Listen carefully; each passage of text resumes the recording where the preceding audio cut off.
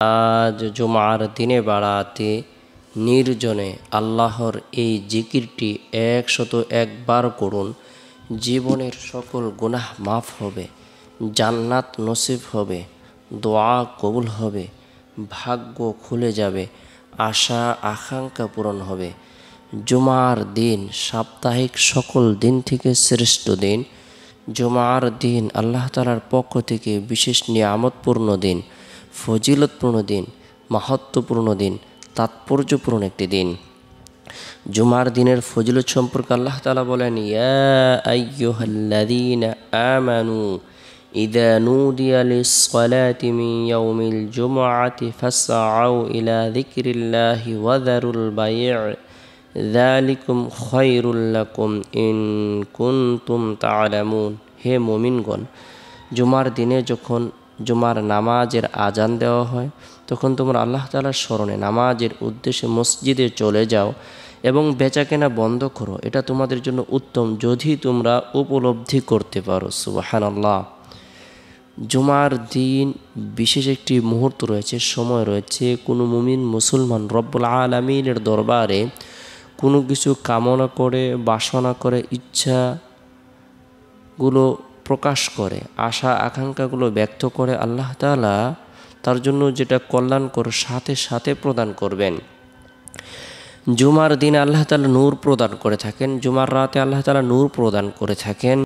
জুমার দিন অথবা রাতে যে কোনো মুমিন মুসলমান ইন্তিকাল করবে, মারা যাবে, আল্লাহ তাআলা তাকে কবরের ফিতনা, কবরের সওয়াল-জবাব, কবর আযাব থেকে নিরাপত্তা দান করবেন। আল্লাহ তাআলা তাকে শহীদি মর্যাদা দান করবেন। জুমার দিনের বিভিন্ন আমলের কথা হাদিসে উল্লেখ রয়েছে। এর মধ্যে থেকে ফজিলতপূর্ণ একটি আমল হলো জুমার দিন সূরাতুল কাহাফ তেলাওয়াত করা।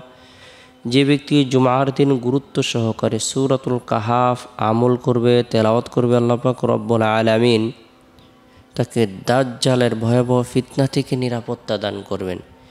যে ব্যক্তি জুমার দিন সূরাতুল কাহাফ তেলাওয়াত করবে, আল্লাহ তাআলা তার ঈমানের মধ্যে নূর প্রদান করবেন, যে নূরটি দীর্ঘ ১ সপ্তাহ পর্যন্ত তার অন্তরের মধ্যে চমকাইতে থাকবে। যে ব্যক্তি জুমার দিন সূরাতুল কাহাফ তেলাওয়াত করবে, আল্লাহ পাক রব্বুল আলামিন তাকে এত বেশি কল্যাণ প্রদান করবেন, তার জন্য ৭০,০০০ ফেরেশতা নিযুক্ত করে দিবেন। এই ৭০,০০০ ফেরেশতা দীর্ঘ ১ সপ্তাহ পর্যন্ত তার জন্য মাগফিরাত কামনা করতে থাকবে। আমরা যারা কোরআন পড়তে পারি, আমরা জুমার দিন ফজরের নামাজের পর থেকে নিয়ে জুমার নামাজের আগ পর্যন্ত যে সময় রয়েছে, এই সময়ের মধ্যে সূরাতুল কাহাফ আমল করার জন্য, তেলাওয়াত করার জন্য চেষ্টা করব। এরপরে জুমার দিন জুমার নামাজ সম্পূর্ণ করার পর, মা বোনেরা জোহরের নামাজ সম্পূর্ণ করার পর নির্জনে বসে তওবার নিয়তে গুনাহ মাফের উদ্দেশ্যে ১০১ বার ইস্তিগফারের আমল করব। আস্তাগফিরুল্লাহ রাব্বি মিন কুল্লি যামবি ওয়া আতুবু ইলাইহি, আস্তাগফিরুল্লাহ রাব্বি মিন কুল্লি যামবি ওয়া আতুবু ইলাইহি। যে ব্যক্তি গুরুত্ব সহকারে ইস্তিগফারের আমল করবে, আল্লাহ তাআলা তার উপর এত বেশি খুশি হবেন, আনন্দিত হবেন, তাকে পছন্দ করবেন, ভালোবাসবেন, তার গুনাহসমূহকে মাফ করে দেবেন। যদিও তার গুনাহ সমুদ্রের ফেনা পরিমাণ হয় না কেন, মরুভূমির বালুকা রাশি পরিমাণ হয় না কেন, পৃথিবীর সমস্ত দিন পরিমাণ হয় না কেন, পৃথিবীর সমস্ত রাত পরিমাণ হয় না কেন, আকাশের তারকা পরিমাণ হয় না কেন, পৃথিবীতে যত প্রাণীকুল রয়েছে, যত সৃষ্টি জীব রয়েছে, যত মাখলুকাত রয়েছে সেই পরিমাণও হয় না কেন, পৃথিবীতে যত বৃক্ষরাজি রয়েছে তার পাতা পরিমাণও হয় না কেন, আল্লাহ তাআলা তার জীবনের সকল গুনাহকে মাফ করে দেবেন। সুবহানাল্লাহ। তাই গুরুত্ব সহকারে ইস্তিগফারের আমল করব তওবার নিয়তে গুনাহ মাফের উদ্দেশ্যে। এরপরে নির্জনে গুরুত্বপূর্ণ ২ শব্দের এই দোয়াটির জিকির করব ১০১ বার। সুবহানাল্লাহি ওয়া বিহামদিহি, সুবহানাল্লাহি ওয়া বিহামদিহি। কোনো ব্যক্তি যদি সুবহানাল্লাহি ওয়া বিহামদিহি পাঠ করার মাধ্যমে আল্লাহর পবিত্রতা বর্ণনা করে, আল্লাহর প্রশংসা বর্ণনা করে, আর আল্লাহ তাআলা এত বেশি রাজি এবং খুশি হয়ে যান, যদিও তার গুনাহ সমুদ্রের ফেনা পরিমাণ হয়, তবু আল্লাহ তাআলা তা মাফ করে দেন। সুবহানাল্লাহ। তাই গুরুত্ব সহকারে বরকতপূর্ণ এই তাসবিহটির জিকির করব।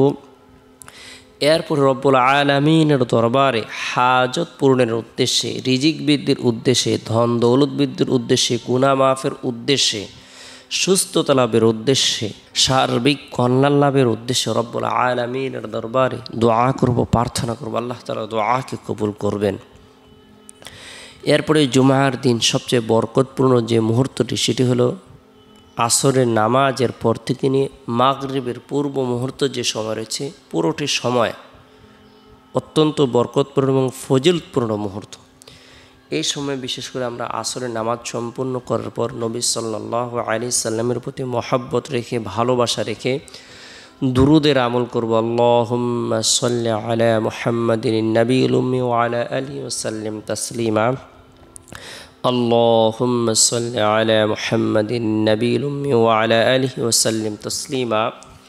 যে ব্যক্তি জুমার দিন গুরুত্ব সহকারে নবী সাল্লাল্লাহু আলাইহি সাল্লামের প্রতি 100বার দুরুদের আমল করবে, আল্লাহ তাআলা তার 100টি প্রয়োজনকে পূরণ করে দিবেন। আল্লাহ তাআলার কাছে যা কিছু কামনা করবে, বাসনা করবে, আল্লাহ তাআলা তাই তাকে প্রদান করবেন। তাই দুরুদের আমল করব মাগরিবের পূর্ব মুহূর্তে, বিশেষ করে নিজের জন্য, পরিবার পরিজনদের জন্য, আত্মীয় স্বজনদের জন্য, জীবিতদের জন্য, মৃতদের জন্য, বিশ্ববাসীর জন্য, বিশেষ করে কাকুতি মিনতি করে রব্বুল আলামিনের দরবারে দোয়া করব।